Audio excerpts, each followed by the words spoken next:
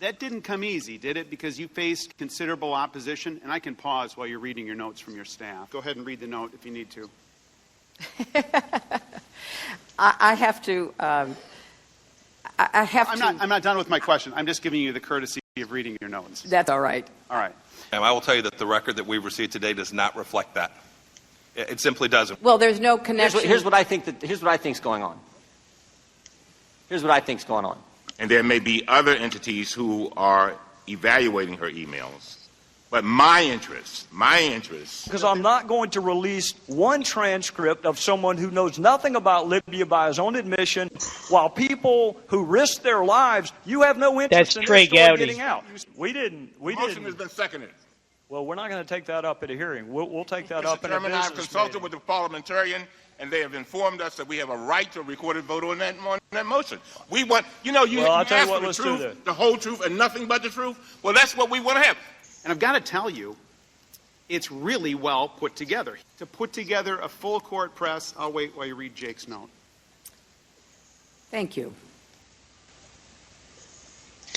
Well, let's... I think there's one more. Let's see what this is. That is another one. I don't remember. Maybe not.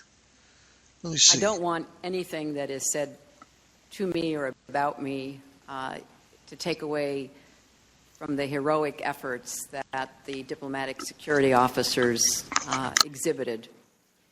The 5 men who were with Chris and Sean Smith risked their lives repeatedly and were themselves under grave threat. I wanted to point out that even when we try to get it right, which we do try, sometimes there are unintended consequences, and there is an example out of this tragedy. Coming out of previous assessments of attacks on facilities, we now have safe havens, safe rooms in facilities, particularly residences. The diplomatic security officers were able to get both Chris and Sean into that safe room. Of course, the idea behind the safe room, why security experts advocated for them, was to protect our civilians, our diplomats, from attacks like the one that was occurring. The attackers used diesel fuel to set the compound on fire. And the safe room was anything but safe. I'm sure the committee members know that neither Chris Stevens nor Sean Smith died from injuries directly inflicted by the attackers. They both died of smoke inhalation.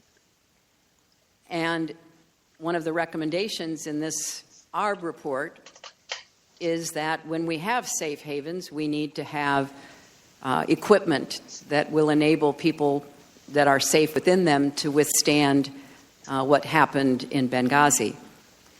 The lead diplomatic security officer who was with both the ambassador and Sean Smith endeavored to lead them to safety through a wall of black smoke. He wanted to get them out of the compound interior up to the roof where they could be out of the fire and also out of the attackers' assault. He himself nearly died of smoke inhalation. When he looked around to make sure that both Sean and Chris were with him, he couldn't find them. Rather than proceeding and saving himself, which would be a natural human instinct, he turned back into that black diesel smoke, desperately trying to find Chris and Sean. He did find Sean, and Sean had succumbed to smoke inhalation. And the diplomatic security officer managed to take Sean out of the building. He could not find Chris Stevens. One of the horrors of the hours after the attack was our failure to be able to find where the ambassador was. We hoped against hope that he had somehow gotten himself out of the compound and that he was alive somewhere, maybe in the back. And additional efforts by the diplomatic security officers and then eventually by the CIA reinforcements that arrived to find his body or to find him, hopefully, were unsuccessful. And they had to withdraw because of the continuing attack back to the CIA annex before we knew what had happened to the ambassador. We were desperate, and we were trying to call everybody we knew in Benghazi, in Libya, get additional help. What appears to have happened at some point later is that Libyans found Ambassador Stevens, and they carried him to the hospital in Benghazi. And Libyan doctors labored nearly 2 hours to try to resuscitate him. And I mention all of this because I want not just the committee members, but any viewers in the public to understand that this was the fog of war, that the diplomatic security officers and then later the CIA officers responded with heroism, professionalism, as they had been trained to do.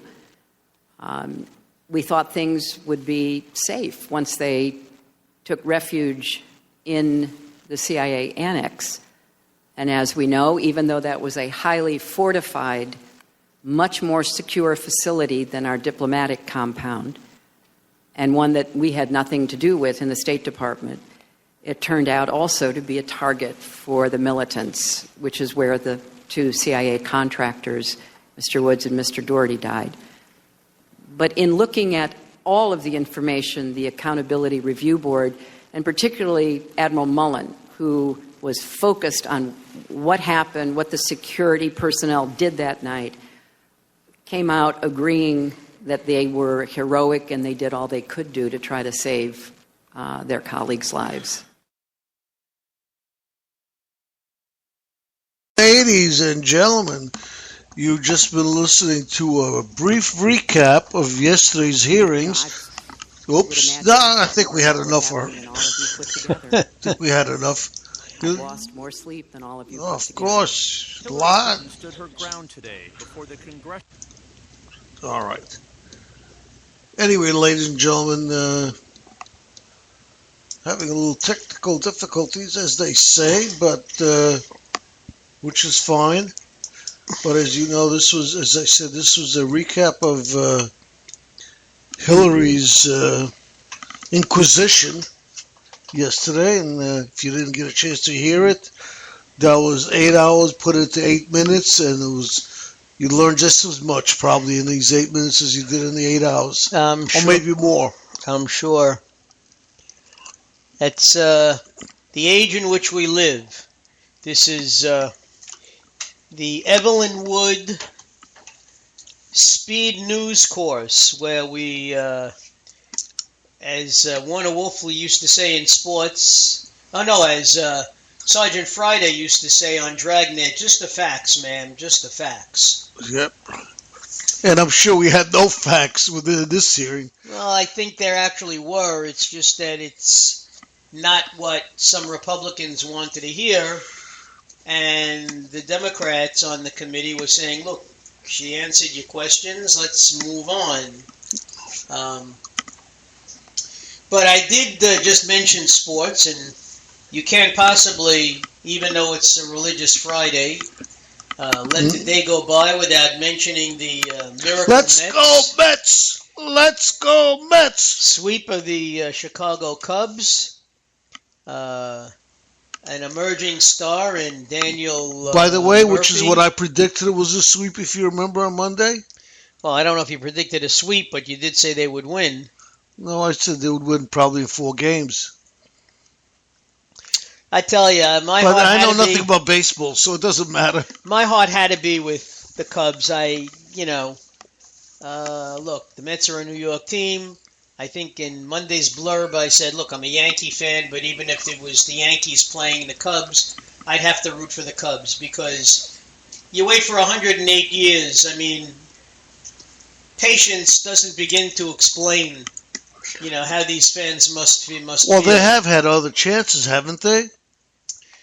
But it was 108 years ago that they were in a World Series. I know, but they've had other chances that they've blown, like they did this time. Not in a World Series. No. In a National League Conference game. But still, as I said, it's been there's no team in history that's gone 108 years without being represented in a World Series. So, this is really something,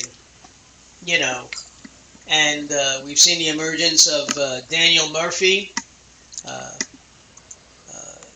6 home runs in 6 postseason games. He has the record all to himself. And he won Best Player for the games. He was the MVP. The Mets, if you look at the team, they're, for the most part, a young team.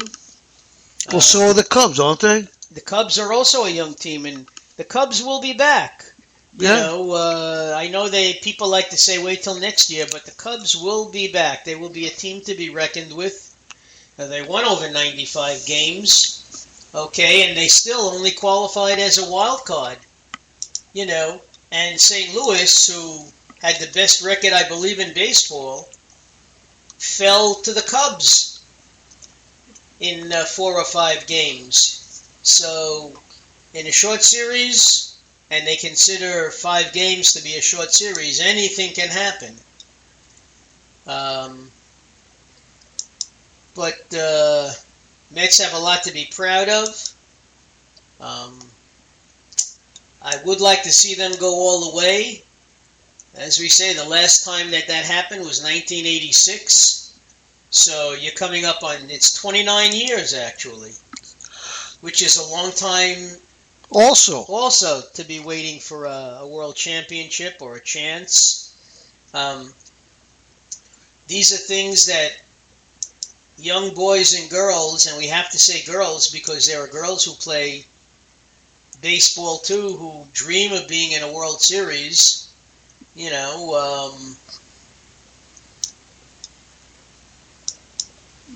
It's just the Mets will get a chance to live out their dream. The Mets players. Well, hopefully they. And the funny thing is, they just in the paper yesterday they were talking about from one year to the next how things change. The MVP of various World Series and American League or National League series playoffs, how the following year that person wasn't even with the team that they were on. Hideki Matsui, David Wells, and a slew of National League players. The year after they were named MVP of either the World Series or the playoffs, the team couldn't afford them anymore, and they had to be traded. Because you have salary caps that you have to worry about. One thing I have to say is that we here at the Coffee Club don't have to worry about salary caps because, Rev, I don't think we'll ever reach our salary cap, will we? No. We have to honestly say that not a penny goes to our salary.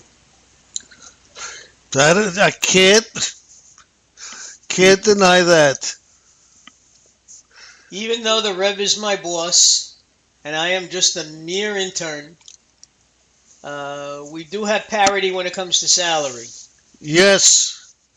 I get nothing, and he gets 120% of my nothing. And for those of you who are slow in math, what does that equal, Rev? Absolutely nothing. That's right. That's